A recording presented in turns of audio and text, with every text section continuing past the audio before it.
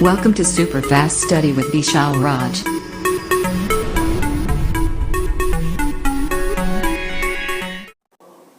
Hello दोस्तों, नमस्कार। आप सभी का स्वागत है आपका अपने YouTube channel super fast study with Vishal Raj में।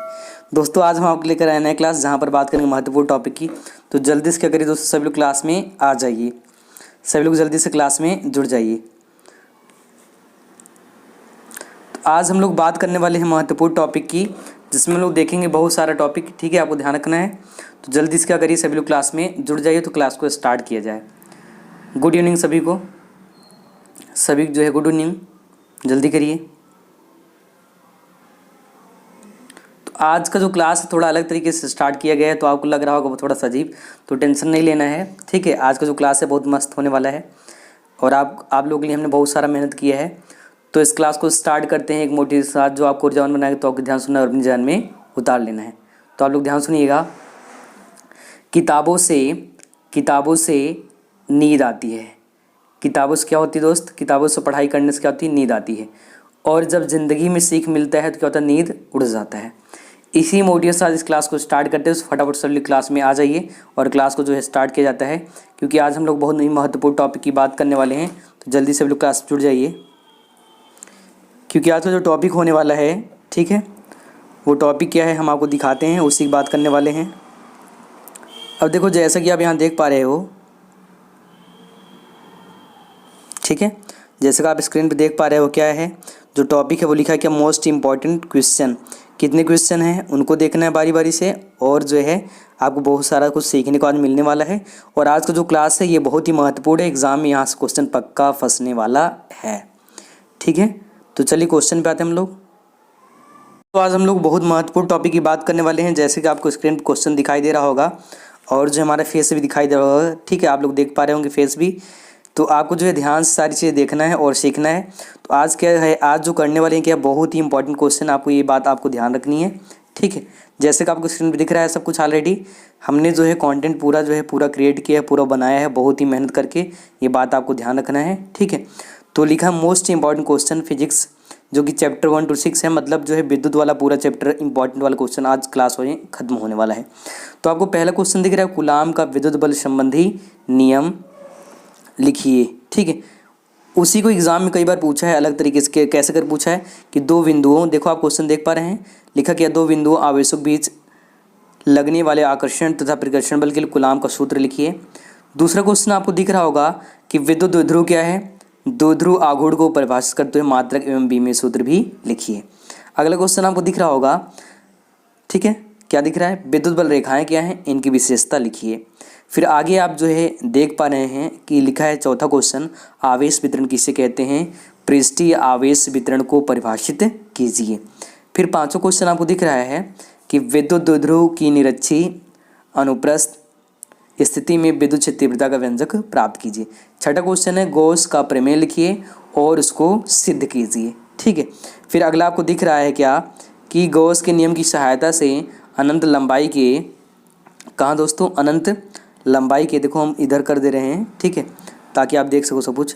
तो गॉस के जो है प्रमेय लिखना और सिद्ध करना, छठा क्वेश्चन। सातवां क्वेश्चन दिख रहा है, गॉस के नियम की सहायता से अनंत लंबाई के आवेशित तार के निकट विद्युत क्षेत्र की तीव्रता का व्यंजक प्राप्त कीजिए या तीव्रता ज्ञात कीजिए। अगला क्वेश्चन आप देख पा रहे हैं, विद्युत फ्लक्स क्या है? धनात्मक और ऋणात्मक फ्लक्स का अर्थ लिखिए। नौवां क्वेश्चन आपको दिख रहा है, विद्युत द्विध्रुव की सहायता से अच्छी स्थिति अनुदैर्ध्य स्थिति में विद्युत विभव के सूत्र का निगमन कीजिए। 10वां क्वेश्चन दिख रहा है, चालक की धारिता और संधारित्र को परिभाषित कीजिए। 11 नंबर क्वेश्चन पर है किसी, ये सारे क्वेश्चन बहुत ही इंपॉर्टेंट है, कतई जहर सवाल है, ये बात आपको ना ध्यान रखना है, ये भूलना नहीं है। ठीक है, तो आपको 11 नंबर क्वेश्चन दिख रहा है, किसी समांतर प्लेट संधारित्र की जो है धारिता का व्यंजक प्राप्त कीजिए जब दोनों प्लेटों के बीच परावैद्युत पदार्थ क्या हो दोस्तों? भरा हो। ठीक है, अब आगे आप देख पा रहे हैं 12 नंबर क्वेश्चन पर, ओम का नियम किसे कहते हैं? ठीक है, इसका निगमन कीजिए। 13 नंबर पे आपको दिख रहा है, देखो दोस्तों 13 नंबर पे आपको दिख रहा है, क्या दिख रहा है? ये चीज़ आपको ध्यान से देखना है और ध्यान समझना है। ठीक है, 13 नंबर दिख रहा है, किरचॉफ के धारा वोल्ट संबंधी नियम को परिपथ बनाकर लिखिए। परिपथ बनाना है और उसको पूरा सिद्ध करना है। 14 नंबर क्वेश्चन दिख रहा है, वीट संसेद का परिपथ आरेख खींचिए और संतुलन की प्रतिबंध का व्यंजक प्राप्त कीजिए। 15 नंबर क्वेश्चन दिख रहा है आपको, क्या दिख रहा है कि अपवाह वेग की परिभाषा लिखना है और साथ में करना क्या है, अपवाह वेग एवं विद्युत धारा में संबंध स्थापित कीजिए। ठीक है, अगला दिख रहा है, अगला क्वेश्चन 16 नंबर, विद्युत प्रतिरोध तथा विद्युत चालकता को परिभाषित करते हुए सूत्र भी लिखिए। 17 पर है विद्युत प्रतिरोध तथा विशिष्ट चालकता को परिभाषित कीजिए। 18 पर है मीटर सेतु का सचित्र वर्णन करिए, अथवा में विभव मापी की सहायता से सेल का जो है आंतरिक प्रतिरोध का सूत्र भी लिखना है। ठीक है, आगे बढ़ते हैं। अब देखो आपको आगे दिख रहा होगा, ठीक है, आगे आपको दिख रहा होगा क्या, 19 पर कि विभव प्रवणता किसे कहते हैं। ठीक है, विभव प्रवणता किसे कहते हैं, विभव प्रवणता तथा विद्युत क्षेत्र तीव्रता में संबंध लिखिए। 20 नंबर संट क्या है, या फिर अथवा में करके दिया है, ओमी तथा अनोमी जो प्रतिरोध है या परिपथ है क्या होता है, उसका परिपथ भी खींचना है। ठीक है, तो इन सारे क्वेश्चन का जो आंसर है ना, वो मैं आपको यहाँ पर पूरा, हमने ऑलरेडी पूरा का पूरा PDF तैयार किया है, बहुत वर्क किया आप लोगों के लिए, बहुत सारा मेहनत किया है, फिर हमने ये चीज़ तैयार किया है ताकि आप लोग जो है आसान तरीके से कर सको। ठीक है, तो जल्दी से क्या करो, सभी लोग सेशन को क्या करो दोस्तों, लाइक कर दो और जल्दी से कमेंट कर दो कि ये आपको कैसा लगा, ये ध्यान रखना है, और जो जल्दी सभी लोग दिल भेज लो। ठीक है, आज हम आपके लिए बहुत ही वर्क कर रहे हैं, बहुत मेहनत करके अलग तरीके तैयार किए हैं, जिससे आपको जो है कोई दिक्कत ना हो, उस तरह से हमने इसको बनाया है, बहुत ही मेहनत करना पड़ा है हमें। ठीक है, तो चलिए अब देखिए आगे आंसर पर आते हैं, बारी बारी से पूरे के आंसर देखेंगे हम लोग। ठीक है, तो आंसर की ओर बढ़ते हैं।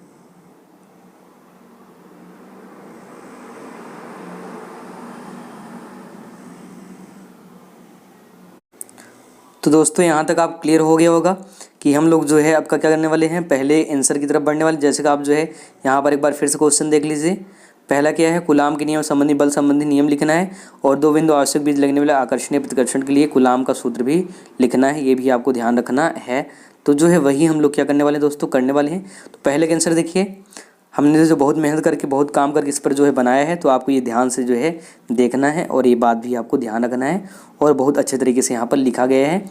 आप जो है इसका PDF आराम से जो है व्हाट्सएप लिंक के द्वारा जो है वहाँ से इसको डाउनलोड कर सकते हैं, चैनल पर जाकर उसको ज्वाइन कर लें, और सभी लोग क्या करें, इसको ले लें PDF इसका जो भी है। ठीक है, बहुत ही इंपॉर्टेंट क्वेश्चन, यहाँ से पक्का 100% ध्यान रखना है आपको, यहाँ से क्वेश्चन फंसने वाला है, ये बात भी आपको ना जानते रहना है। ठीक है, चलिए पहले आंसर की ओर बढ़ते हैं। तो आंसर क्या है, पहला कूलाम का नियम पूछा था, तो कूलाम के नियम का आंसर है, कूलाम का नियम हेडिंग है। ठीक, कूलॉम्स लॉ, जो कि आप देख पा रहे हैं, सन 1785 ईस्वी में कूलाम नामक वैज्ञानिक ने एक नियम दिया, ठीक है, जिसे कूलाम का नियम कहते हैं। अब आपको देखो दो चीज़ दिख रहा है, एक Q1 आवेश है, दूसरा Q2 है, पॉइंट है। चलो हम यहाँ पर टिक करके दिखा देते हैं आप लोगों को।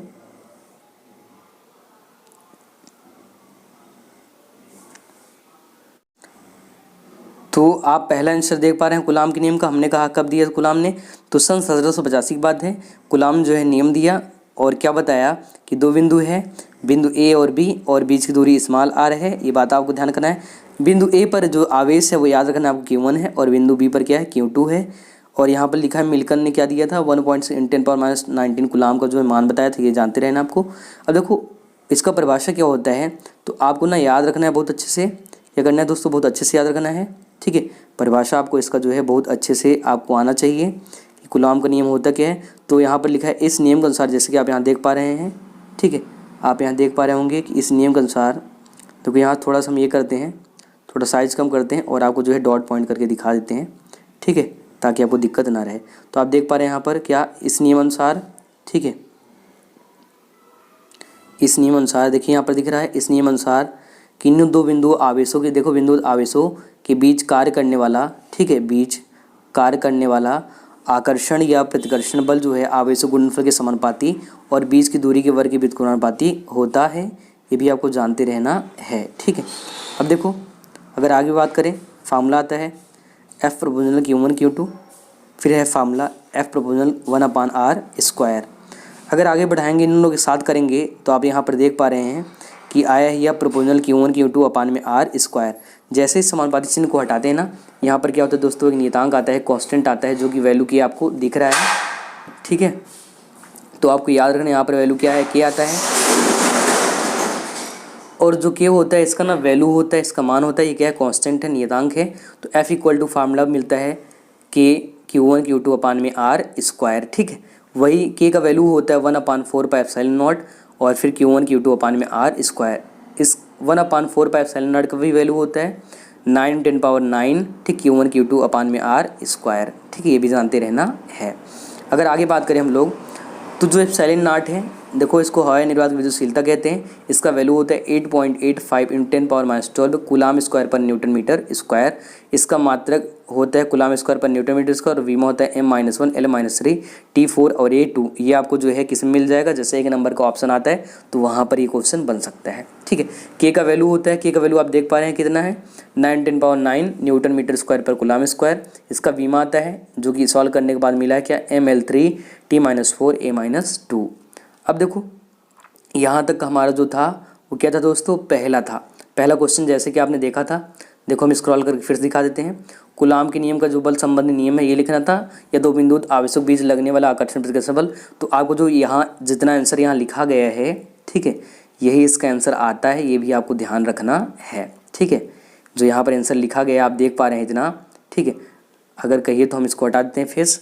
अब देखो आप लोग जो है इसका स्क्रीनशॉट आराम से कर सकते हैं, छोटा कर देते हैं हम आपका, ये चाहे तो स्क्रीनशॉट कर सकते हैं आप लोग इसको इतने को, या तो जो है आप लोग ये क्या कर सकते हैं, इसका अगर पीडीएफ चाहिए तो व्हाट्सएप जो चैनल है वहाँ पर ज्वाइन करके इसका पीडीएफ आप लोग ले सकते हैं, पूरा का पूरा पीडीएफ, ठीक है।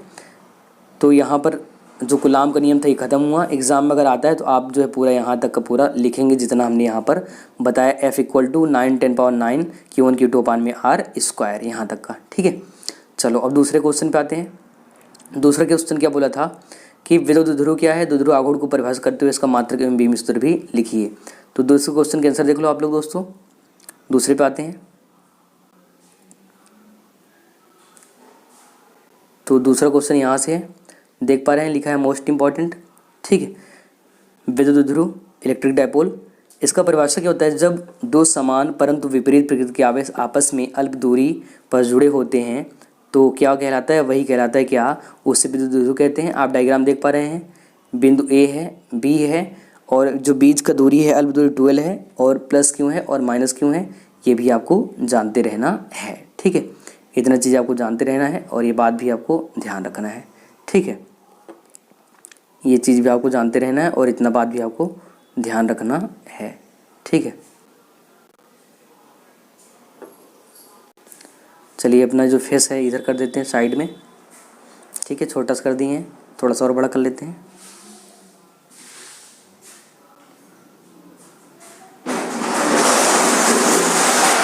चलिए आगे बढ़ते हैं। अब देखो दूसरा क्वेश्चन इसी में पूछा था कि विद्युत ध्रुव आघूर्ण क्या है। तो आप विद्युत ध्रुव आघूर्ण देख सकते हो कि क्या है, इसको इंग्लिश में बोलते हैं इलेक्ट्रिक डायपोल मोमेंटम, ठीक है। क्या बोलते हैं दोस्तों, इलेक्ट्रिक डायपोल मोमेंटम बोलते हैं।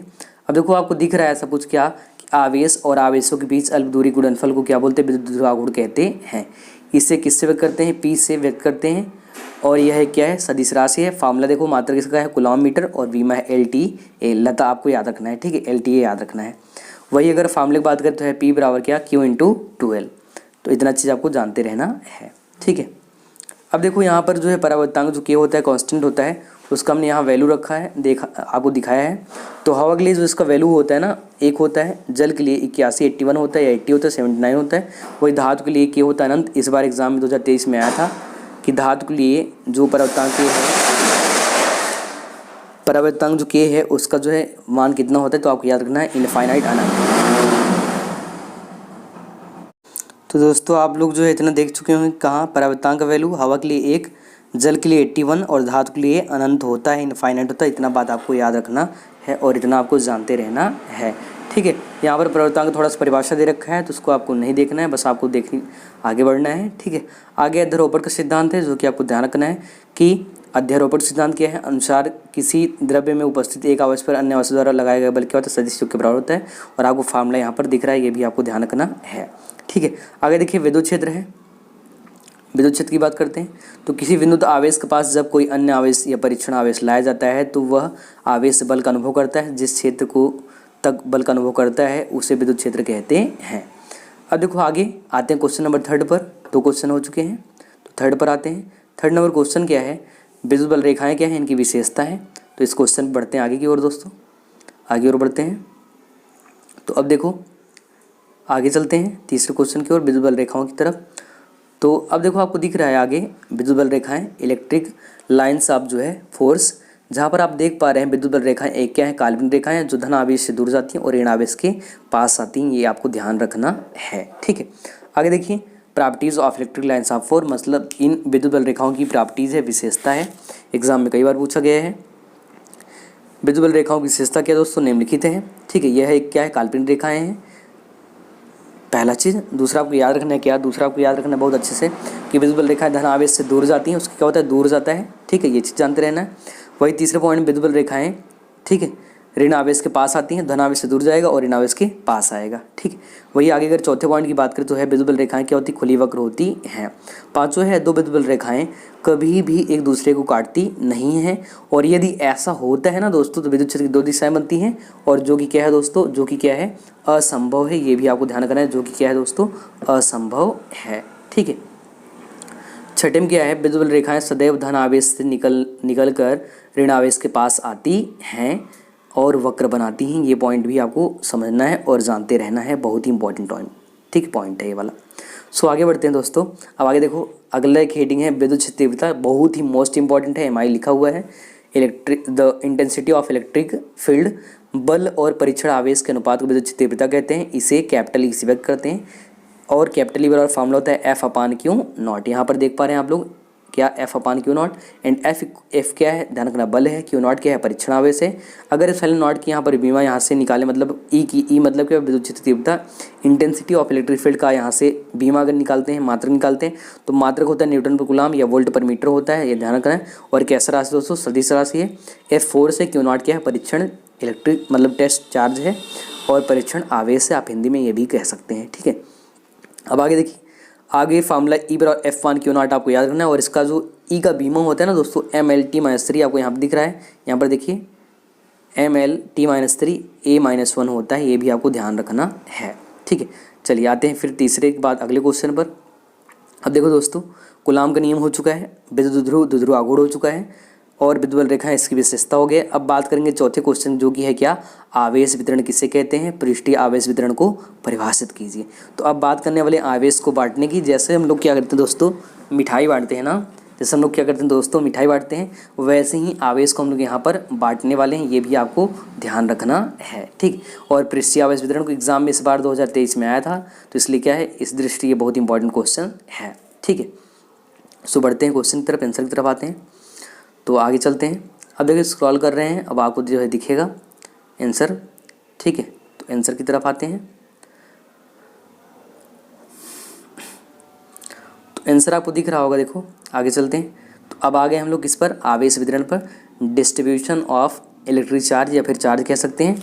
तो इसमें देखो आपको दिख रहा होगा कि दोस्तों, कि किसी पदार्थ में जो है आवेश को बांटने की क्रिया को आवेश वितरण कहते हैं। आवेश वितरण जो है तीन प्रकार से बांटा जा सकता है, रेखीय आवेश वितरण, पृष्ठीय या क्षेत्रीय आवेश वितरण, और फिर क्या है, आयतन आवेश वितरण। ठीक है, हमने बहुत ही मेहनत करके बनाया, तो आप लोग क्या कर दोस्तों, जल्दी से क्या कर दो, लाइक कर दो सभी लोग, और अपने सभी दोस्तों को जरूर शेयर करें। बहुत ही इंपॉर्टेंट ये टॉपिक आज जो करवा रहे हैं, बहुत ही महत्वपूर्ण है। ठीक है, एग्जाम में पक्का यहाँ से फंसेगा 100% गारंटी के साथ। ठीक है, आगे चलते हैं। अब आगे देखो आपको दिख रहा होगा क्या, पहला तीन प्रकार है, रेखीय आवेश वितरण है, ठीक है, पृष्ठीय या क्षेत्रीय आवेश वितरण है, और क्या है, आयतन आवेश वितरण। तो रेखीय आवेश वितरण देखिए कि जब आवेश किसमें, लाइन में, जब लाइन में सीधे सीधे बटेगा, मतलब जब आवेश किसी रेखीय भाग में वितरित होता है तो उसे रेखीय आवेश वितरण कहते हैं। इसे लैम्डा से व्यक्त करते हैं, और फार्मूला होता है लैम्डा बराबर क्या, Q/L या फिर dQ/dL भी ये लिख सकते हैं। इसका मात्रक कूलॉम प्रति मीटर होता है, और इसका विमा जो होता है ATL-1 होता है। दूसरा है पृष्ठीय या क्षेत्रीय आवेश वितरण। जब आवेश किसी किसमें, क्षेत्रफल में, लंबाई और चौड़ाई में बटेगा, तो क्षेत्रफल में बटेगा तो उसे हम लोग क्या बोलते हैं, उसे हम लोग कहते हैं, ध्यान रखना है आपको, पृष्ठीय या क्षेत्रीय आवेश वितरण कहते हैं। ये बात आपको जानते रहना है। ठीक है, अब देखो आगे बात करते हैं। अगर आप लोग आगे देख पा रहे हो तो यहाँ पर क्या है, पृष्ठीय आवेश वितरण क्या है, जब आवेश को पृष्ठ या क्षेत्रफल में बांटते हैं तो इस घटना को पृष्ठीय या क्षेत्रीय आवेश वितरण कहते हैं। इसे सिग्मा से करते हैं, और फार्मूला दे रखा है सिग्मा और Q/A या फिर dQ/ds भी, ds या s भी कर सकते हैं। आगे बात करते हैं इसका मात्रक होता है कूलॉम प्रति मीटर स्क्वायर। विमा होता है क्या होता है दोस्तों, तो आप देख पा रहे हो ATL-2। तीसरे की बात करें, तीसरा है आयतन आवेश वितरण। जब आवेश को किसी आयतन में वितरित करते हैं या होता है तो उसे आयतन आवेश वितरण कहते हैं और इसे रो से व्यक्त करते हैं। और रो का फॉर्मूला होता है Q/V या फिर dQ/dV। इसका मतलब कूलाम प्रति मीटर क्यूब होता है और इसका जो बीमा होता है ना दोस्तों होता है क्या, ATL-3। कैसे मात्रक याद रखेंगे, तो ATL-1, ATL-2 और ATL-3 बीमा हो गए।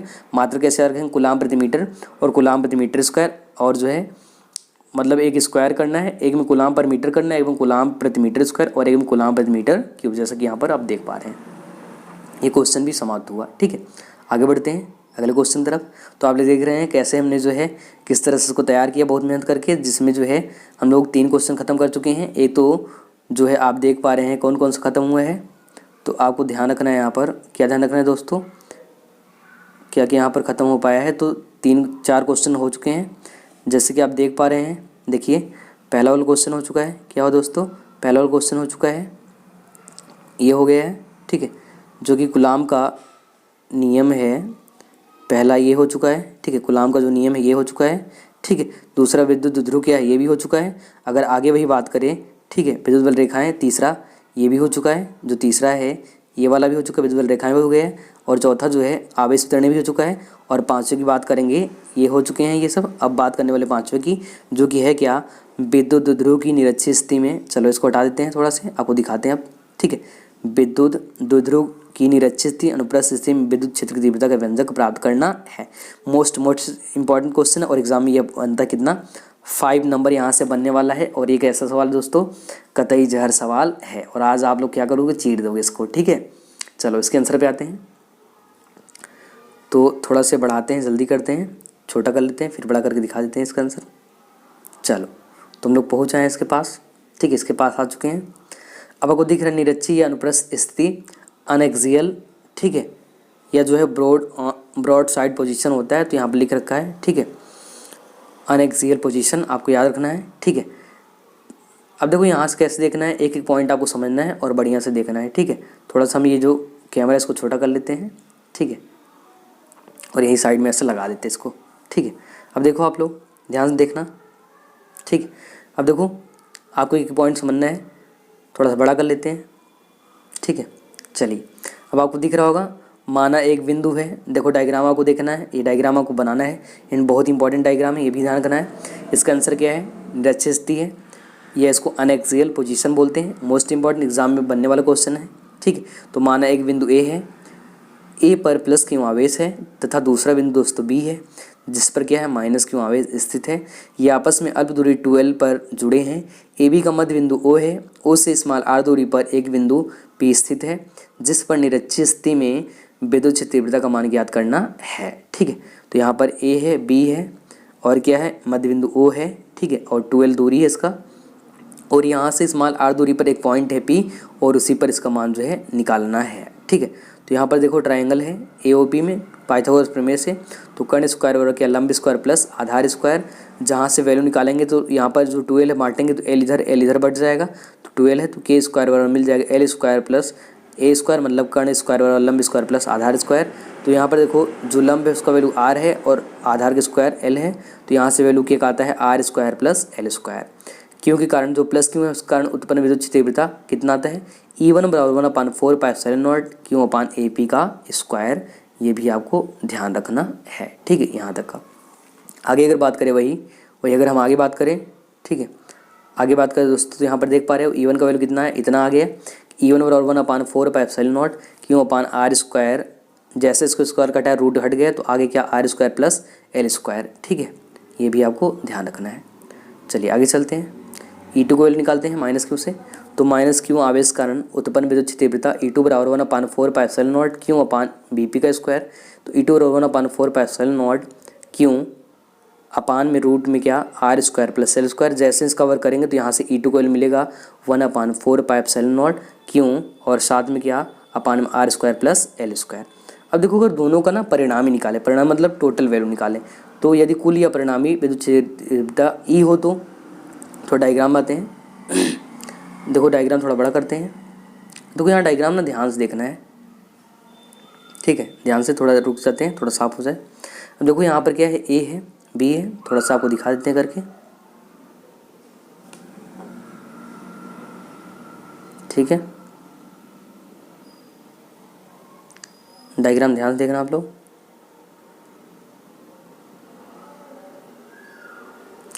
देखो मान लो यहाँ पर क्या है ए दोस्तों, यहाँ पर क्या है बी है, और इसका जो वैल्यू है यहाँ पर क्या है 12 है, मध्य बिंदु ओ है, ये भी ध्यान रखना है। साथ में आपको जानते रहना यहाँ से यहाँ तक का जो दूरी दे रखा है ना, यहाँ से यहाँ तक का वो क्या है आर है, आर दूरी याद रखना है, ठीक है।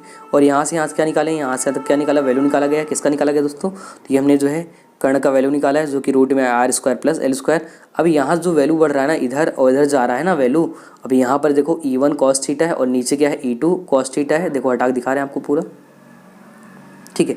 क्या है E1 कॉस थीटा और E2 कॉस थीटा, तो ये वैल्यू कहाँ P पर जुड़ रहे हैं, तो इसी P पॉइंट से वैल्यू निकाल रहे हैं E का, जो कि E टोटल वैल्यू आ रहा है यहाँ पर, देखो आप लोग आगे दिखाते हैं। तो E बराबर मिल रहा है यहाँ पर क्या E1 cos theta plus E2 cos theta. अब देखो E बराबर आगे देखो E1 का वैल्यू था 1/4 पाई क्यों अपान में R square plus L square cos theta, plus E2 का भी वैल्यू 1/4 पाई एप्सिलॉन नॉट क्यों अपान में R square plus L square cos theta. Cos theta common हमने अलग कर लिया, तो इसको कॉमन कर लिया तो 1/4 पाई एप्सिलॉन नॉट क्यों अपान आर स्क्वायर प्लस जो एल स्क्वायर बाहर आ गया, तो मिला क्या कॉस थीटा यहाँ का और कॉस थीटा यहाँ का, तो मिल गया क्या कॉस एक और एक कितना 2 कॉस थीटा। अब यहाँ से हमने आगे हल किया तो मिल गया क्या वो E बराबर 1/4 पाई एप्सिलॉन नॉट क्यों अपान में R square plus L square into 2 into cos theta का वैल्यू हम निकाला, तो कॉस बराबर क्या होता है आपको याद रखना लाल बटे कक्का, तो लाल आधार बटे में क्या कक्का मतलब कर्ण, तो आगे एल अपान में रूट में R square plus L square, यहाँ पर आगे लिखा है ए अपान के मतलब आधार बटे में कर्ण, ठीक है, ये भी ध्यान रखना है।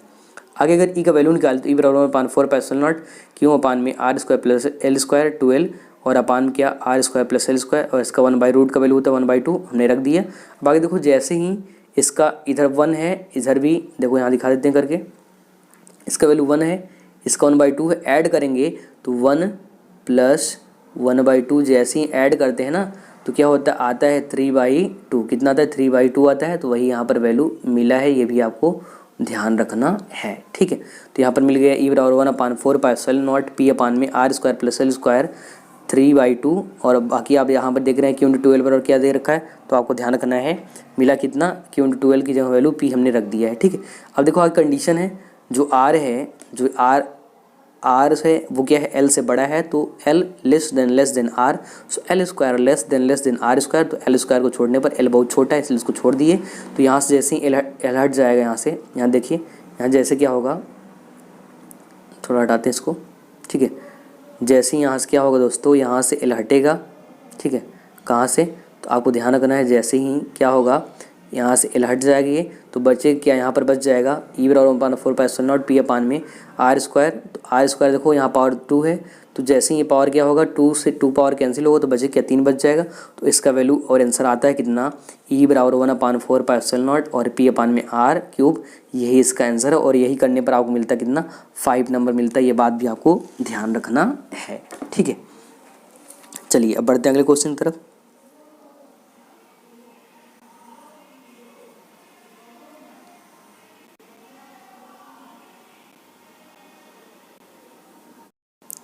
तो दोस्तों यहाँ तक हो गए हैं, तो बढ़ते हैं क्या करते हैं अगले क्वेश्चन तरफ बढ़ते हैं। अब देखो अगला क्वेश्चन है गॉस कप में, एक बार दिखाते हैं क्वेश्चन आपको फिर से, ठीक है। अगले क्वेश्चन पे आ जाओ जल्दी से फटाफट देख लो। तो देखो 5 क्वेश्चन हो चुका है। विद्युत ध्रुव की निरक्षीय स्थिति में विद्युत तीव्रता मिल गया फॉर्मूला E बराबर कितना 1/4 पाई एप्सिलॉन नॉट, ठीक है, और P अपान में आर क्यूब, यहाँ तक आंसर आ चुका है। तो छठा क्वेश्चन देखिए गॉस का प्रमेय लिखिए और उसको सिद्ध कीजिए, ठीक है। और फिर उसी के बाद क्या है 7वां क्वेश्चन गॉस के नियम के साथ अनंत लंबाई का आवेशित तार के निकट विद्युत क्षेत्र तीव्रता भी ज्ञात कीजिए। और फिर 8वां है विद्युत फ्लक्स और धनात्मक ऋणात्मक फ्लक्स का अर्थ बताना है। तो 3 क्वेश्चन करते हैं आराम से, तो आते हैं आंसर तरफ बढ़ते हैं दोस्तों। अब देखो करना क्या है, आराम से आपको समझना है और करते हुए चले जाना है, टेंशन नहीं लेना है, ठीक है। तो चलिए चलते हैं इसके आगे। तो चलो अब आ जाओ, इसका यहाँ तक हो चुका है। अगला आंसर देखो गॉस का प्रमेय या गॉस का नियम हेडिंग है, ठीक है। अब आपको देखना है इस नियम अनुसार किसी पृष्ठ में उपस्थित जितना विद्युत फ्लक्स है उसका कितना 1/एप्सिलॉन गुना होता है, अर्थात फाई E बराबर क्यों अपान एप्सिलॉन नॉट या फिर फाई E बराबर क्यों इंटू 1/एप्सिलॉन, इतना जो है आपको ध्यान रखना है, ठीक है। वही फाई E बराबर फार्मूला होता है phi E vector E dot vector DA equal to Q upon epsilon not, ठीक है। आगे इसकी उत्पत्ति की बात करते हैं। तो हमने कहा माना एक बिंदु ओ है, तो आप बिंदु प्लस क्यों आवेश के पास देख पा रहे हैं, ओ बिंदु दिख रहा है। अब यहाँ से होता क्या है, जिस पर जो है प्लस क्यों आवेश स्थित है, बिंदु ओ से आर दूरी पर जो है, ध्यान रखना है आपको, आर दूरी पर क्या है, एक बिंदु पी स्थित है। इसका अल्पांश क्षेत्रफल डी ए और विद्युत क्षेत्र ई वेक्टर ई थीटा कोण पर जुड़े हैं। एक गॉसियन पृष्ठ खींचते हैं, तो आपको जो ये डायग्राम दिख रहा है, थोड़ा सा हम बड़ा कर देते हैं, डायग्राम आप देख लो अच्छे से। ये देखो, ये जो डायग्राम आपको दिख रहा है, ये डायग्राम आपको ध्यान रखना है। तो ये जो डायग्राम है ना दोस्तों, यही क्या है, यही से इसी से मिलता है कि गॉस का जो प्रमेय है वो फार्मूला बनने वाला है, वो भी आपको ध्यान रखना है, ठीक है। चलिए आगे चलते हैं। तो गॉसियन पृष्ठ खींचते हैं, जिसका जो है क्षेत्रफल कितना है, ए है। कुल क्षेत्रफल क्या है दोस्तों, ए है। प्लस क्यों आवेश कारण उत्पन्न विद्युत क्षेत्रता ई बराबर होता है कितना, 1/4 पाई एप्सिलॉन नॉट, और क्यों अपान क्या, आर स्क्वायर होता है। आगे बढ़ाते हैं। तो यदि विजुअल रेखाएं पृष्ठ से क्या हो रही, बाहर क्यों निकल रही हैं, तो बाहर निकलता है प्लस, अंदर जाता है माइनस, आगे बताएंगे। तो अल्पांश क्षेत्रफल कारण उत्पन्न विद्युत फ्लक्स क्या होता है, तो फाई ई बराबर आ जाएगा जो integration vector E dot D A, और फाई बराबर phi E D A cos theta. जैसे ही वेक्टर और डॉट हटाते हैं वहाँ पर क्या आता है, आ जाता है ई डी ए कॉस थीटा। ये भी आपको ध्यान रखना है, ठीक है। तो फाई ई बराबर हटाएंगे, वैल्यू ई का रखेंगे कितना, 1/, देखो ऊपर वैल्यू आया था, यहाँ देखो है ना वैल्यू यहाँ पर, तो यही वैल्यू सेम यहाँ रखेंगे। तो 1/4 पाई एप्सिलॉन नॉट, क्यू अपान में आर स्क्वायर और साथ में डी ए कॉस थीटा। अब यहाँ जैसे ही इसको बाहर कर लेंगे, इंटीग्रेशन चिन्ह से बाहर करेंगे, क्या मिलेगा, फाई ई बराबर मिलेगा दोस्तों क्यों अपान 4 पाई एप्सिलॉन नॉट और integration D A cos theta और अपान में आर स्क्वायर, और इसका वैल्यू होता है डी ओमेगा, जिसको घनकोण कहते हैं। तो डी ओमेगा यहाँ पर बराबर लिखा है value, D A cos theta upon R square बराबर, और डी ओमेगा वैल्यू होता है दोस्तों कितना, 4 पाई होता है। तो यहाँ पर आप देख पा रहे हैं 4 पाई वैल्यू। अब होता क्या, इसके 4 पाई से 4 पाई कैंसिल होता है दोस्तों, और मिलता है क्या, यहाँ से हमने लिखा है वैल्यू इंटीग्रेशन में डी ओमेगा का वैल्यू कितना, 4 पाई, और मिलता है क्या, गॉस का प्रमेय फाई बराबर क्यों अपान एप्सिलॉन नॉट। यही क्या है दोस्तों, यही जो है गॉस का प्रमेय या नियम है, ठीक है। चलिए आगे अगला जो था उस पर आ जाते हैं।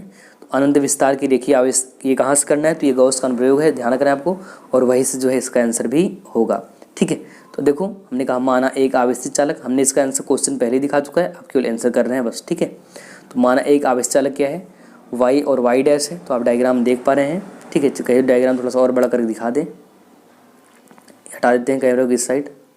अब देख पा रहे हैं आप डायग्राम देख रहे हैं, ठीक है। थोड़ा सा इसको छोटा कर लेते हैं, चलिए अब तो ठीक है ना, अब हमने छोटा कर दिया, ठीक है। चलो अब थोड़ा सा और नीचे कर लेते हैं।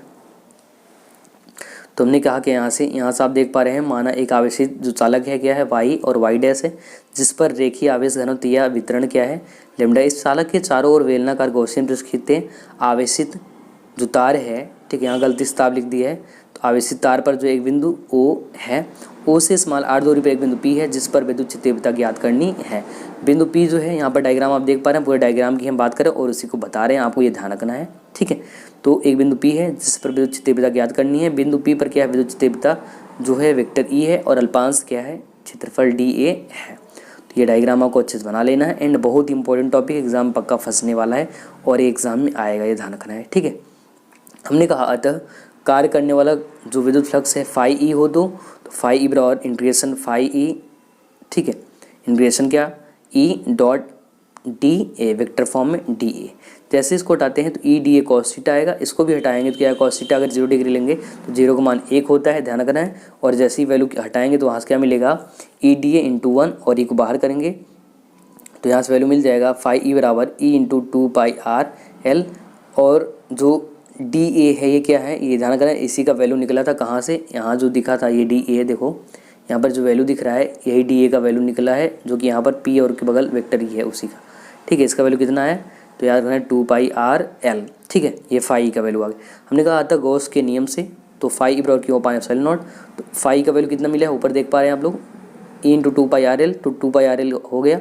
और अगर जो है आवेश से वितरण है तो लेमडा एल वैल्यू मिलेगा उसका, और जैसे ही उसको रखेंगे तो लेमडा एल, तो एल सेल कैंसिल हो गया, तो ई बराबर मिल गया 1/4 2 pi epsilon naught into lambda upon R, ठीक है। ई बराबर 1/4 पाई एप्सिलॉन नॉट और 2 लेमडा अपान आर, ये कैसे, 2 और 2 का हमने ऊपर और नीचे मल्टीप्लाई कर दिया तो इससे वैल्यू मिल गया, ठीक है। अब अगला क्वेश्चन देख लेते हैं, यहाँ पर देखो दिखाते हैं आपको शुरू में। ठीक है, तो यहाँ से देखो, तो छठा क्वेश्चन हो गया, गॉस का प्रमेय सिद्ध करना है, गॉस का प्रमेय साथ ये भी हो चुका है। अब बढ़ते हैं 8वें क्वेश्चन की तरफ, विद्युत फ्लक्स और धनात्मक और ऋणात्मक फ्लक्स का अर्थ भी लिखिए। तो इस पर आते हैं, ठीक है। तो आ जाओ धनात्मक और ऋणात्मक फ्लक्स पर।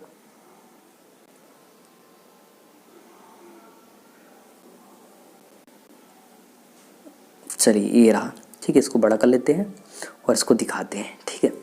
इलेक्ट्रिक फ्लक्स, विद्युत फ्लक्स।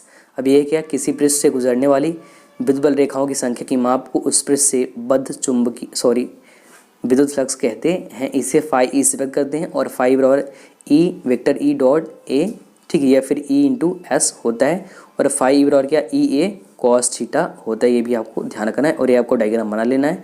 और इसका फॉर्मूला होता है अलग अलग, फाई ई बराबर क्या, वेक्टर फॉर्म में डी ए और ई होता है, और साथ में आपको इंटीग्रेशन लगा सकते हैं, या इसको बाहर करके आप लिख सकते हैं फाई बराबर vector E dot vector A, ये फार्मूला भी इसका होता है।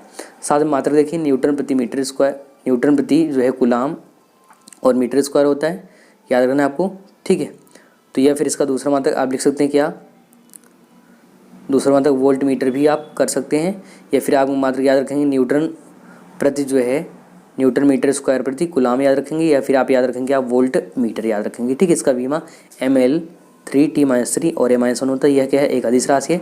और धनात्मक और ऋणात्मक अर्थ पूछा है, धनात्मक मतलब होता है कि जो विद्युत बल रेखा है ना वो पृष्ठ से क्या हो रही है दोस्तों, बाहर आ रही है, क्या हो रही है, बाहर आ रही है। वही ऋणात्मक अर्थ क्या हो रहा है, उसके भीतर की ओर जा रही है। ये बात भी आपको ध्यान रखना है, ठीक है, ये भी आपको जानते रहना है। चलिए, तो कितने क्वेश्चन हो गए, अब देखो आ जाओ क्वेश्चन तरफ एक बार फिर से।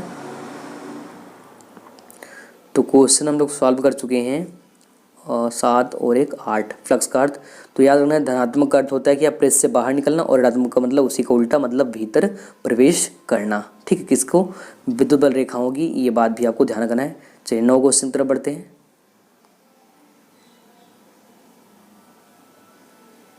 आते हैं 9वें क्वेश्चन तरफ।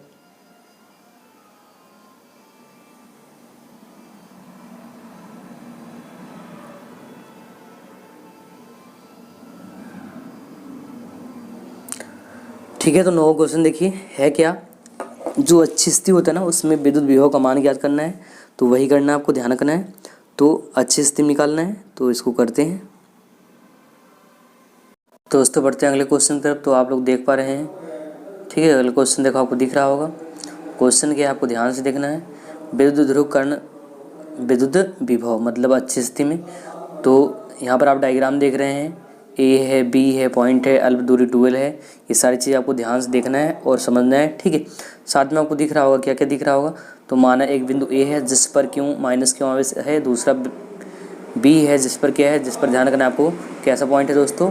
तो आपको याद रखना है प्लस क्यों आवेश स्थित है, यहाँ पर प्लस गलती से नहीं लिखा है, वो ध्यान रखना आप लोग, प्लस है। यहाँ पर डायग्राम दिख रहा है, ये आपस में दूरी 12 पर जुड़े हैं। ए बी का मध्य बिंदु ओ है, ओ से 8 दूरी पर एक बिंदु पी है जिस पर अच्छे से विद्युत विभव का मान ज्ञात करना है। तो अगर प्लस क्यों आवेश से विभव का मान निकालते तो ये आता है 1/4πε0, ठीक है, 1/4 क्या ε0 प्लस क्यों अपान बीपी। बीपी का वैल्यू कितना है, तो यहाँ पर डायग्राम आप देख लीजिए। बीपी का वैल्यू यहाँ से निकाला, बी और पी के बीच दूरी कितना निकला, r+l निकला है, और एक में r-l निकला है। तो बीपी का वैल्यू r-l, यहाँ से निकलना है क्या, r-l किसका वैल्यू है, बीपी का। ये भी आपको ध्यान देना है। इसी प्रकार के एपी का मतलब माइनस क्यूज निकालेंगे, तो वैल्यू माइनस क्यूज क्या आएगा, v2 बराबर 1/4πε0 माइनस क्यों अपान ए पी। अब 1 अपान जो माइनस में 4πε0 क्यों अपान में r+l, ठीक है। अगर कुल परिणामी अगर विभव v है तो v और 1 अपान क्या होता है, v1 plus v2, value total 2 से मिलकर बना है, तो दोनों का वैल्यू। अब साथ में करना क्या है, v1 का वैल्यू 1/4πε0 क्यों अपान r-l, और प्लस में v2 का वैल्यू माइनस में 1/4πε0 कितना क्यों अपान में r+l। प्लस माइनस क्या हो जाएगा दोस्तों, माइनस हो जाएगा, तो यहाँ से वैल्यू आ जाएगा। देखो यहाँ से ना दोनों में कॉमन करेंगे तो क्या मिले, क्यों अपान मिलेगा 4πε0, ये वैल्यू मिल जाएगा। और यहाँ से अगर बाहर करेंगे तो ये आ जाएगा।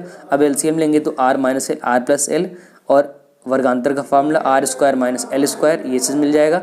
अब यहाँ से करना क्या, आपको ध्यान देना है इसके आगे। देखो कि जो r है प्लस में और माइनस में आपस में कैंसिल, तो मिल गया क्या, l+l 12 मिल गया, और वैल्यू यहाँ से आगे क्या 12।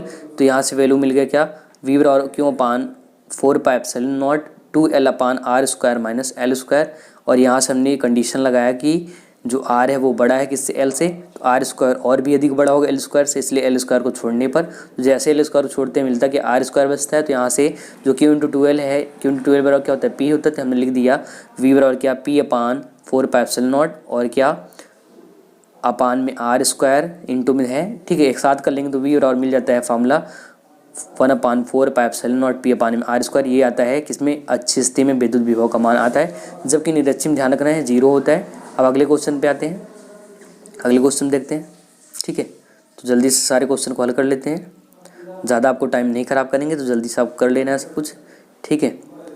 अब देखो अगला क्वेश्चन आपको दिख रहा होगा क्या, कहाँ तक हो गया है, तो 8 9 भी हो चुका है, हम डैश स्थिति में, अच्छी स्थिति में। 10वां देखो, चालक की धारिता और संधारित्र की परिभाषा लिखना है, तो 10वां की परिभाषा चलते हैं। अब स्क्रीन पे आते हैं आगे, अब आपको देखो क्वेश्चन आंसर की तरफ ले चलते हैं,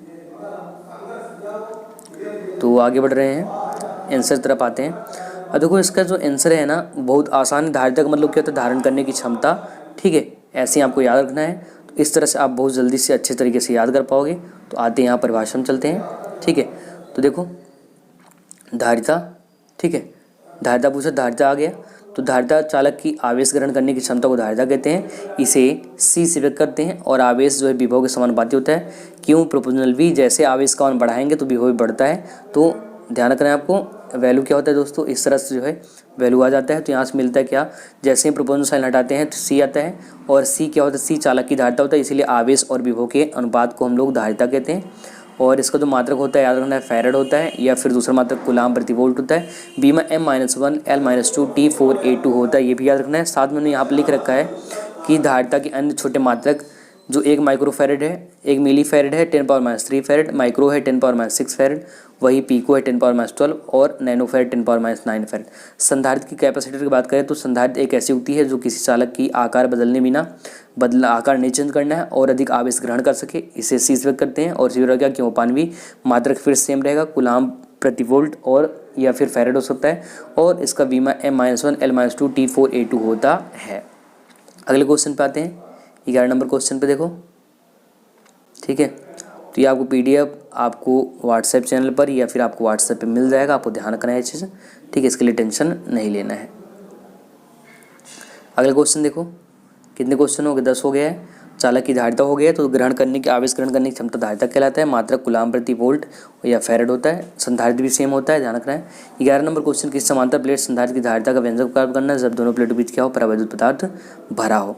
12 में ओम का नियम क्या है, तो इस तरह बढ़ते हैं आंसर की तरफ, ठीक है, आंसर की तरफ आते हैं। तो अब देखो आपको आंसर दिखेगा, ठीक है, थोड़ा सा इसको छोटा कर लेते हैं। तो हेडिंग है, देखो यहाँ तक कर चुके थे, हाँ ठीक है, यहाँ तक हो गया था। तो समांतर प्लेट संधारित्र की प्लेट के बीच क्या निकालना है, परावैद्युत पदार्थ पट्टी रखने पर धारिता। तो हमने कहा देखो आपको एक्स प्लेट और वाई प्लेट दिख रहा है, और यहाँ से होता कि हमने माना एक्स प्लेट है और जो है वाई प्लेट है। समांतर प्लेट कैसे रखें, संधारित्र रखे हैं, 2 प्लेटें हैं जिनके बीच दूरी स्मॉल टी है, प्रत्येक प्लेट का क्षेत्रफल a है, ठीक है। थोड़ा सा बड़ा करके दिखा देते हैं आपको। संधारित्र की दोनों प्लेटों के बीच क्या है, एक परावैद्युत पदार्थ पट्टी रख देते हैं जिसकी मोटाई क्या है, टी है, ठीक है, और जिसका माध्यम ही आपको याद रखना है। परावैद्युत पदार्थ का मतलब क्या होता है, जैसे कांच हो गया या फिर और भी चीज़ें हो गए तो उनके लिए यूज करते हैं, जिसका माध्यम क्या है और मोटाई टी है, रखी है। तो प्लेटों की बीच दूरी जो है वाई में हवन दूरी कितना, d-t होता है। तो ये खाली स्थान वाला जो दूरी दिख रहा है आपको d-t, जबकि माध्यम में दूरी कितना है, t रखा है, ये भी आपको ध्यान रखना है, ठीक है। तो जो अतः प्लेटों के बीच वायु में विद्युत तीव्रता E0 बराबर सिग्मा अपान एप्सिलॉन नॉट, और E0 सिग्मा का वैल्यू था क्यों अपान है, तो हमने रख दिया वैल्यू क्यों अपान एप्सिलॉन नॉट एक साथ, ठीक है। तो के माध्यम में तो EM sigma upon epsilon not के, और EM बराबर क्यों अपान एप्सिलॉन नॉट के, क्योंकि जो है सिग्मा का वैल्यू क्यों अपान होता है, और सिग्मा क्या है, पृष्ठीय आवेश घनत्व या आवेश वितरण है, याद रखना है, ठीक है। अब देखो टोटल जो विभवांतर अगर V हो तो V बराबर V0 प्लस VM वैल्यू रखेंगे। V0 का वैल्यू कितना, तो यहाँ पर आपको मिल चुका है पहले से ही कितना, epsilon naught into d-t plus में EM इंटू टी। अब एप्सिलॉन नॉट इधर जो E0 आया है, एप्सिलॉन नहीं E0 है, तो E0 का वैल्यू कितना, क्यों upon epsilon naught d-t plus इधर जो EM का वैल्यू है वो क्या है, Q upon epsilon naught into T है। तो वी और Q upon epsilon naught d-t plus T upon K. यदि प्लेटों की धारिता जो है सी हो तो सी बराबर क्या, क्यों अपान वी, तो क्यों अपान यहाँ पर वी रखा, क्यों से क्यों कैंसिल हो गया, तो मिल गया क्या फार्मूला, सी बराबर A epsilon naught d-t plus T upon K. ये आपको ध्यान रखना है। अब देखो थोड़ा सा कंडीशन भी आपको देख लेना है। यदि प्लेटों के बीच दूरी क्या हो, पूरे स्थान पर वैल्यू भरा हो, टी बराबर डी होगा। तो जहाँ पर डी होगा डी टी कैंसिल हो जाएगा, तो फार्मूला मिलता है सी बराबर ए एप्सिलॉन नॉट के अपान डी। अगर जो है पूरे स्थान में हवा हो तो टी का वैल्यू 0, और जैसे ही 0 करते हैं फार्मूला होता है सी बराबर क्या, ए एप्सिलॉन नॉट अपान में डी। ये बात भी आपको ध्यान रखना है। आगे बढ़ते हैं।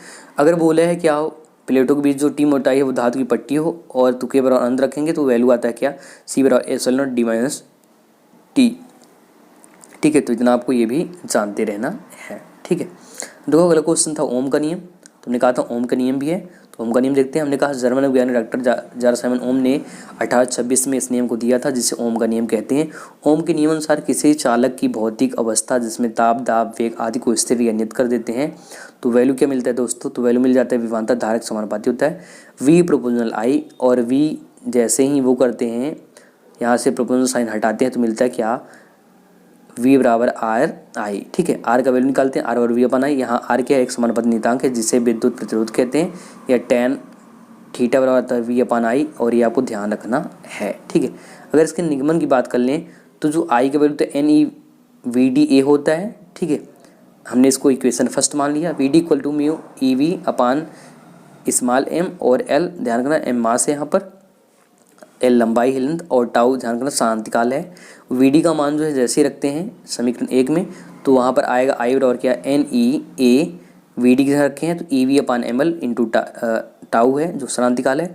अब यहाँ से होता क्या है, आई का जो वैल्यू इधर वाला है ना उधर भेज रहे हैं, तो उधर जैसे भेजते हैं तो आई इंटू एम एल, और अपान में क्या बचता है यहाँ पर एन ई स्क्वायर अपान ए, और टाउ बचता है क्योंकि ई 2 बार आ गया तो ई स्क्वायर हो गया, और बराबर वी। अब जैसे इसको उधर ले जाते तो मिल जाता है क्या, देखो उधर ले जाएंगे तो वैल्यू क्या मिलेगा, वी अपान आई मिल जाएगा, तो वैल्यू मिलेगा एम एल अपान एन ई स्क्वायर ए टाउ। इसको अगर हम कांस्टेंट मान लेंगे तो क्या मिल जाएगा, आर बराबर क्या, वी अपान आई। और यही क्या है दोस्तों, यही ओम का नियम है, तो इसका निगमन भी हो गया। अब जो कर रहे हैं ये मोस्ट इंपॉर्टेंट क्वेश्चन है। क्वेश्चन एक बार फिर से रिपीट दिखा देते हैं आपको क्वेश्चन करके। तो पेज नंबर 1 पे आते हैं। ठीक है, तो पेज नंबर 1 पे देखिए आप लोग, क्वेश्चन देख लीजिए फिर से एक बार। तो कहाँ तक हो गया, 12 नंबर ओम का नियम तो ये हो गया है। किरचॉफ का नियम, वोल्टा का नियम और वीटी शून्य सेतु है। अपवाह वेग की परिभाषा है, और अपवाह वेग और धारा में संबंध है। प्रतिरोध है, विद्युत चालकता है। विषय प्रतिरोध है, विषय चालकता है। मीटर सेतु है, और इसका सचित्र वर्णन है। विभवमापी है, उसके बारे में बताया। विभव प्रवणता है, और विभव प्रवणता और विद्युत तीव्रता संबंध याद रखना है। इंड 20 नंबर क्वेश्चन है, शंट क्या होता है या क्या अभिप्राय है। और फिर उसके बाद अथवा करके दे रखा है ओमी तथा अनोमी। ये सारे ना बहुत इंपॉर्टेंट क्वेश्चन आपको ध्यान रखना है। ठीक है, तो आ जाते हैं, आगे बढ़ जाते हैं हम लोग। तो ओम का नियम हो चुका है, ओम के नियम आगे चलते हैं। ठीक है, किरचॉफ के नियम आते हैं। कतई जहर सवाल मोस्ट इंपॉर्टेंट। किरचॉफ का नियम क्या ध्यान रखना है, किरचॉफ ने जटिल विद्युत परिपथों को तुल्य प्रतिरोध और दो बिंदुओं के बीच विभवांतर ज्ञात करने के 2 नियम दिए थे, याद रखना है आपको। ठीक है, 2 नियम दिया है। तो अब होता क्या है, उनमें 2 नियम है। पहला नियम धारक है, दूसरा वोल्टता का है। ठीक है, तो ये संधि का नियम भी कहते हैं और वोल्टता का नियम भी कहते हैं, जो कि किस पर, ओम के नियम पर आधारित है। उन्हीं के नाम पर इस नियम का नाम किरचॉफ का नियम रखा गया। प्रथम नियम, फर्स्ट नियम याद रखना है, संधि का नियम या धारा का नियम, फर्स्ट लॉ और जंक्शन लॉ, या फिर इसको करंट लॉ भी बोलते हैं। इस नियम अनुसार किसी जो भी संधि होता है, संधि पर मिलने वाली धाराओं का जो बीजगणित है वो शून्य होता है। अर्थात समेशन आई बराबर 0, अर्थात I1 plus I2 minus I2। यहाँ पर देखो संधि पर आते हैं, देखो डायग्राम देखो ध्यान से। तो जो धाराएं आ रही हैं ना, जैसे देखो यहाँ पर I1 आ रहा है संधि की ओर, पॉइंट की ओर, I2 भी आ रहा है, I3 माइनस दूर जा रहा है, I4 भी दूर जा रहा है, I5 भी दूर जा रहा है। जो दूर जाएगा ना माइनस में, जो पास आएगा इस संधि के पास आएगा, देखो डॉट पॉइंट्स करके दिखा देते हैं आप लोगों को, देख लीजिए यहाँ से। सॉरी, थोड़ा सा बैक करते हैं। ये जो संधि है ना, यही संधि है, ध्यान रखना है। थोड़ा सा इसके करके दिखा देते हैं। तो ये आप देख रहे हैं ना, ये संधि है। ठीक है, जो हमने दिखा दिया ये क्या है, संधि है, ध्यान रखना है। ठीक है, चलो इसको हटा देते हैं। तो यहाँ पर जो आ रहा है वो प्लस में, जो दूर जा रहा है किसमें, माइनस में होगा। तो I1 plus I2 minus I3 I4 बराबर क्या, 0, याद रखना है। अगर 4 लेंगे तब 5 लेंगे तो क्या होगा दोस्तों, वहाँ पर आपका अगर माइनस है प्लस उसके अकॉर्डिंग आ जाएगा। अर्थात यहाँ से परिभाषा बन सकता है, जो माइनस उधर भेज देंगे तो क्या मिल जाएगा, प्लस मिल जाएगा। तो I1 प्लस I2 बराबर क्या, I3 प्लस I4। इसको लिख सकते हैं संधि पर आने वाली धाराओं का योग और संधि से दूर जाने वाली धाराओं का योग, कुल योग आपस में बराबर होता है। इस संधि का नियम धारा का नियम कहते हैं। यह नियम आवेश संरक्षण का पालन करता है। ठीक है, और जो भी संधि के पास, यहाँ पर हमने स्टार में छपवा दिया है, यह लिखा है क्या कि संधि के पास आने वाली धाराएं धनात्मक और संधि से दूर जाने वाली धाराएं क्या ऋणात्मक होती हैं। दूसरी नियम याद रखना है, द्वितीय नियम अथवा बंद पास का नियम कहो चाहे लूप का नियम कहो, सेकंड ला, ठीक है, लूप नियम या फिर इसको मेस का नियम भी कहते हैं, बात भी आपको ध्यान रखना है।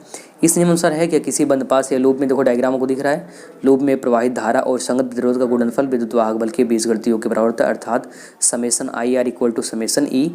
इसे लूप का नियम या बंद पास का नियम या वोल्टता का नियम कहते हैं। यह ऊर्जा संरक्षण का पालन करता है। बंद पास अगर आई निकालेंगे यहाँ से, यहाँ डायग्राम से हमने आई निकाला है, ठीक है, इसको हमने पहले पढ़ा रखा है, यहाँ पर सिर्फ PDF में आपको दिखा रहे हैं। इसका वीडियो हमने पहले भी क्लास में एकदम बढ़िया से बोर्ड पर करवा रखा है, ध्यान रखना है, ठीक है। तो बंद पास आई के लिए क्या होता है, I1 R1 minus I2 R2 equal to E1 minus E2। विद्युत परिपथ में दो बंद पास हैं जिसमें दो सेल जिनके विद्युत वाहक बल E1 और E2 हैं। तीन प्रतिरोध R1 R2 R3 जोड़े गए हैं। प्रतिरोध R1 व R2 प्रवाहित धाराएं क्रमशः I1 I2, प्रतिरोध R3 प्रवाहित धारा I3 अर्थात I1 प्लस I2 से मिलकर बना है। अतः बंद पास सेकंड के लिए I2 R2 plus I3 R3 equal to E2 एक साथ करते हैं तो मिलता है कि I2 R2 minus I1 plus I2 R3 equal to E, ठीक है। यहाँ से भी क्वेश्चन समाप्त होता है।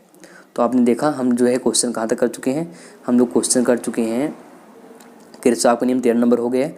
चौथा विद्युत शुद्ध है 15, फिर अपवाह वेग है, फिर विद्युत प्रतिरोध है, विद्युत चालकता है, विद्युत प्रतिरोध है, विद्युत चालकता, मीटर से तो विभवमापी है, और साथ में जो विभवपूर्णता है, विभवपूर्णता और विद्युत तीव्रता शंट, इसको भी देखना है, ठीक है। तो बढ़ते हैं आंसर की तरफ। आंसर की तरफ आते हैं तो हम लोग का जो अगला क्वेश्चन है आंसर है वो क्या है, वी ट्यूशन से। तो क्योंकि यहाँ तक कर चुके हैं हम लोग, किरचॉफ का नियम हो गया है, तो वी ट्यूशन से पर आते हैं, ठीक है। तो वी ट्यूशन से क्या है, ध्यान से आपको देखना है, ठीक है, ध्यान से देखना है और समझना है। देखो वी ट्यूशन से क्या है, ये एक ऐसा परिपथ है जिसकी सहायता से हम लोग क्या अज्ञात प्रतिरोध का मान हम लोग ज्ञात करते हैं। ये बात आपको ध्यान रखना है, ठीक है। किसका मान निकालते हैं, अज्ञात प्रतिरोध का, ठीक है, जानते रहना है। अब होता क्या है, इसकी खोज जो है इंग्लैंड के वैज्ञानिक जो थे प्रोफेसर, याद रखना क्या नाम है उनका पूरा, प्रोफेसर C.F. वीटसन ने किया, इसलिए उन्हीं के नाम पर इसका नाम क्या रखा गया, वीटसन से तो रखा गया है। अब इसमें रचना आपको देखना है क्या, डायग्राम आप देख पा रहे हैं, आप जो है डायग्राम बना सकते हैं, कोई दिक्कत नहीं है, एग्जाम में 5 नंबर का आता है। रचना है, इस परिपथ में 4 प्रतिरोध P, Q, R व S भुजाओं AB, BC, AD व DC से जुड़े होते हैं। चतुर्भुज की रचना करते हैं। बिंदुओं A व C के बीच एक विद्युत सेल, देखो यहाँ पर सेल लगा हुआ है, ठीक है, सेल E व केवल जो व के कुंजी लगाते हैं, जोड़ते हैं, ठीक है, केवल कुंजी जोड़ देते हैं, ध्यान रखना। और बिंदु B व D के बीच एक धारामापी 1 गैलन मीटर और K2 कुंजी जोड़ते हैं। इसमें प्रतिरोध P, Q, R का मान पता होता है, इसलिए इसका नाम क्या होता है दोस्तों, ज्ञात होता है। जबकि S का मान पता नहीं होता, इसलिए इसका क्या होता है, अज्ञात प्रतिरोध कहते हैं। और इस परिपथ की सहायता से S का मान भी निकालते हैं, ध्यान रखना इतना। तो दोस्तों सिद्धांत की बात करते हैं अब, ठीक है। सिद्धांत में देखिए, इसका सिद्धांत क्या है, संतुलन की अवस्था है, ध्यान रखना है, जिसमें P को इस प्रकार रखते हैं कि R का मान समायोजित करते हैं तो धारा माप में कोई विक्षेप कोई परिवर्तन ना है। तो समायोजित करने पर होता क्या है, इस स्थिति में B व D के विभव मान क्या होते हैं, समान होते हैं। चतुर्भुज किसी दो संलग्न भुजाओं के प्रतिरोधों का अनुपात शेष दो संलग्न भुजाओं के प्रतिरोध का अनुपात के बराबर होता है, अर्थात P/Q equal to R/S value आता है। निगमन करते हैं, कैसे आता है, ध्यान रखना है, हमने कहा संतुलन की अवस्था निकालना है, तो समेशन I का मान 0 होता है, I1 माइनस I2 बराबर क्या 0 होता है। तो यहाँ से वैल्यू I का निकालते हैं, जितना वैल्यू मिलता है, तो I1P minus I2R equal to 0। यहाँ समीकरण 1 I1P इक्वल टू I2R बनता है। बंद पास BCD में निकालते हैं तो I1Q minus I2S equal to 0। यहाँ से वैल्यू भेजते हैं तो इधर प्लस हो जाता है। तो समीकरण 1 और 2 को भाग करते हैं तो यहाँ से I1 कैंसिल और I2 कैंसिल, तो P/Q इक्वल टू R/S बनता है, जो कि S बराबर मिलता है क्या, Q/PR।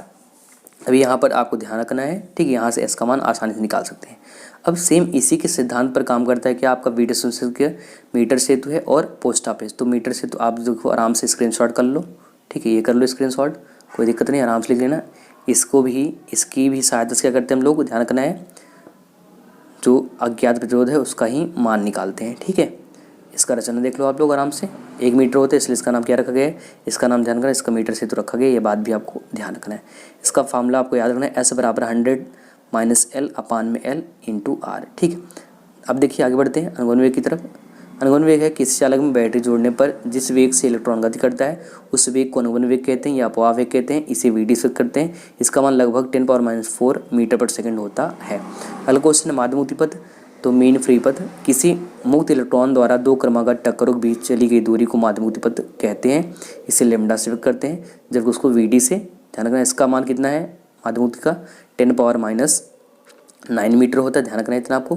श्रांतिकाल की बात करते हैं, रिलैक्सेशन टाइम, तो दो क्रमागत टक्करों के बीच लगे समय अंतराल को जो है श्रांतिकाल कहते हैं, टाउ से व्यक्त करते हैं और इसका मान लगभग 10⁻⁴ सेकंड होता है। अगर विद्युत चालन की बात करें तो हमने कहा था किसी आवेशित कण को एक स्थान दूसरे स्थान स्थानांतरित करना है, भेजना है, इस घटना को विद्युत चालन कहते हैं। अब देखो ये इंपॉर्टेंट है, 3 नंबर एग्जाम में आ चुका है, विद्युत धारा और अनुनाद वेग में संबंध, ये भी आपको याद रखना है। तो रिलैक्सेशन बिटवीन रिलैक्सेशन जो है रिलेशन बिटवीन किसके इलेक्ट्रिक करंट एंड जो है और क्या है ड्रिफ्ट वेलोसिटी, तो इनके बीच निकालना है, ठीक है। तो हमने कहा जैसे ही ये डायग्राम बनाना है आपको, जो आपको दिख रहा है यहाँ पर, देखो हम बड़ा कर दे रहे हैं। अब समझना ये है, माना एक बेलन चालक है जिसका क्षेत्रफल ए है, इसकी लंबाई स्मॉल एल है, परिपथ सेल के द्वारा जो है आई धारा प्रवाहित हो रही है, विद्युत धारा के विपरीत दिशा में इलेक्ट्रॉन जो है गति करते हैं, जिनका अनुनाद वेग वी है। चालक के भीतर प्रत्येक बिंदु पर एक विद्युत क्षेत्र उत्पन्न होता है जिसका मान ई बराबर वी/एल होता है। अब तार के एकांक आयतन में यदि इलेक्ट्रॉन की संख्या n है तो बेलन के उत्पन्न में कुल इलेक्ट्रॉन कितना है n × VD/E। VD अनुनाद वेग, इलेक्ट्रॉन और ये क्षेत्रफल है, ये बात भी आपको ध्यान रखना है। टोटल आवेश यहाँ से वैल्यू निकालते तो क्यू बराबर मिलता है NeVDE और T। विद्युत धारा बराबर I बराबर Q/T होता है। जैसे ही ये वैल्यू रखते हैं तो यहाँ से Q का वैल्यू NeVDA T कैंसिल, तो मिलता है धारा का मान I बराबर NeVDA। यही संबंध वैल्यू होता है, याद रखना है आपको, ठीक है। अगला आइडिया देखिए, धारा घनत्व और अनुनाद वेग में संबंध। थोड़ा सा आगे बढ़ते हैं तो यहाँ पर होता क्या है, जैसे ही J बराबर I/A होता है, I का मान NeVDA आया है, तो जैसे ही रखते हैं वैल्यू A से कैंसिल होता है और फार्मूला मिलता है J बराबर NeVD। प्रतिरोध की बात करते हैं, प्रतिरोध क्या होता है, धारा के मार्ग में उत्पन्न अवरोध को प्रतिरोध कहते हैं, या फिर विभवांतर और धारा के अनुपात को प्रतिरोध कहते हैं। इसे R से व्यक्त करते हैं, R बराबर V/I, बॉक्स फार्मूला लिखा है, इसको आप लोग आराम से लिख सकते हो। हमने कहा किसी चालक में एकांक धारा में उत्पन्न होने विभवांतर को भी प्रतिरोध कहते हैं। मात्रक क्या होता है, वोल्ट प्रति एम्पियर होता है या ओम होता है। बीमा mL2 T-3 होता है, इसका प्रतीक आप देख पा रहे हैं, ये बॉक्स में दिख रहा है, ये इसका प्रतीक है। विद्युत चालकता क्या होता है, प्रतिरोध के व्युत्क्रम को विद्युत चालकता कहते हैं। इसे जो है G या फिर K से व्यक्त करते हैं और फार्मूला क्या होता है, इसी का जो है फार्मूला होता है G बराबर या फिर K बराबर 1/R होता है। मात्रक होता है उल्टा हो जाए क्या, एम्पियर प्रति वोल्ट या प्रति ओम होता है। बीमा m-1 L-2 T3A2 होता है। आगे बढ़ते हैं विद्युत प्रतिरोध या विद्युत प्रतिरोध की ओर, ठीक है, विद्युत प्रतिरोधकता की ओर, स्पेसिफिक रेजिस्टेंस की ओर बढ़ते हैं। तो इसका परिभाषा होता है विद्युत तीव्रता और धारा घनत्व के अनुपात को विद्युत प्रतिरोध कहते हैं। इसे रो से व्यक्त करते हैं, रो बराबर E/J होता है। मात्रक की बात करें ओम मीटर या फिर वोल्ट मीटर प्रति एम्पियर होता है। बीमा की बात करें तो mL3T-3A-2 होता है, ठीक है। आगे बात करते हैं तो इसका एक फॉर्मूला को याद रखना है, रो बराबर R/L होता है। अगर विशिष्ट चालकता की बात करें दोस्तों तो होता क्या है, विशिष्ट प्रतिरोध के व्युत्क्रम को विशिष्ट चालकता कहते हैं। इसे सिग्मा से व्यक्त करते हैं और फार्मूला को याद रखना, सिग्मा और क्या 1/ρ होता है। मात्रा की बात करें तो प्रति ओम मीटर होता है। बीमा की बात करें तो m-1 L-3 T3A2 होता है।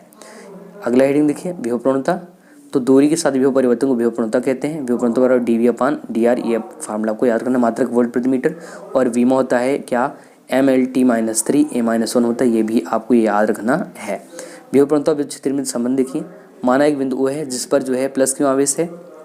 बिंदु O से R दूरी पर एक बिंदु P है जिस पर Q0 आवेश है। Q0 आवेश अल्पांत दूरी dl तक विस्थापित है। F1 लगाते हैं जिसका मान जो है Q0e हो जाता है, ध्यान रखना है। यदि किया गया कार्य dw हो तो dw बराबर क्या होता है, F × d होता है। कार्य बराबर बल उड़ते विस्थापन होता है। वहाँ से वैल्यू हमने माइनस अपोजिट ला रहे हैं तो यहाँ पर माइनस हो गया, तो यहाँ से वैल्यू कार्य का आ जाएगा -QE और dr। अब वैल्यू यहाँ से निकालते हैं तो मिल जाती है क्या, dW/Q0 equal to -E × dr। अब dV बराबर क्या होता है, -E × dr, क्योंकि dV बराबर dW/Q0 होता है। यहाँ से वैल्यू E बराबर मिलता है क्या, E बराबर -dV/dr। अर्थात ऋणात्मक विभव प्रवणता का अर्थ क्या होता है, विद्युत क्षेत्र की तीव्रता के बराबर होता है। तो हमेशा जो ऋणात्मक विभव प्रवणता होता है वो विद्युत तीव्रता बराबर होता है, यही आपको ध्यान रखना है। अगर दो चालक प्लेट है ना, विभव V1 और V2 है, तो आपस में दूरी, तो एक फॉर्मूला को याद रखना है, E बराबर क्या, V1 - V2/d। अब एक अंतिम हेडिंग देख लीजिए, अगर कभी पूछ लिए शंट क्या है, एक बार पूरा क्वेश्चन यहाँ पर रिपीट करते हैं, पेज में आ जाते हैं 2 नंबर पेज पर, ठीक है, 2 नंबर पर आते हैं और दिखाते हैं। यहाँ देखो हमने सारा क्वेश्चन करवा दिया है, ठीक है। अपवाह वेग हो गया है, विद्युत प्रतिरोध हो गया, चालकता हो गया, विद्युत प्रतिरोध हो गया, विशिष्ट चालकता हो गया, मीटर सेतु का हमने दिखा दिया था, विभव प्रवणता हो गया, प्रवणता और विद्युत क्षेत्र संबंध हो चुका है। शंट से क्या अभिप्राय है, शंट और ओमी अनोमी का मतलब क्या है, तो ओमी और अनोमी का मतलब होता है जो ओम के नियम का पालन करे उसे ओमी, जो ना करे वो अनोमी कहलाता है। ठीक है, ध्यान रखना है। और अगर संट की बात कर ले तो आते हैं संट पर अंतिम पे। तो अब देखो यहाँ पर दिख रहा होगा संट। तो संट है क्या, देखो आप देख पा रहे हैं, जब किसी कुंडली के साथ समांतर क्रम में कम प्रतिरोध के तार को जोड़ा जाता है ना दोस्तों, तो उसे संट कहते हैं। ये बात आपको ध्यान रखना है। ठीक है, तो ये आज जो हमने किए हैं बहुत ही महत्वपूर्ण क्वेश्चन है, जो कि हम लोग 20 क्वेश्चन किए हैं। ठीक है, ये आपके एग्ज़ाम में पक्का यहाँ से क्वेश्चन फंसने वाला है। तो जब भी आपका एग्ज़ाम हो, एग्ज़ाम बाद आप लोग कमेंट करिएगा कितने क्वेश्चन इस 20 क्वेश्चन से आए थे। एक बार ये अपना पिक हटा के दिखा देते हैं पूरा क्वेश्चन, तो आप पूरा क्वेश्चन एक बार देख लीजिए। आप चाहे तो स्क्रीनशॉट भी कर सकते हैं। ध्यान से क्वेश्चन देख लीजिए। ठीक है, पूरा 20 क्वेश्चन देख लीजिए।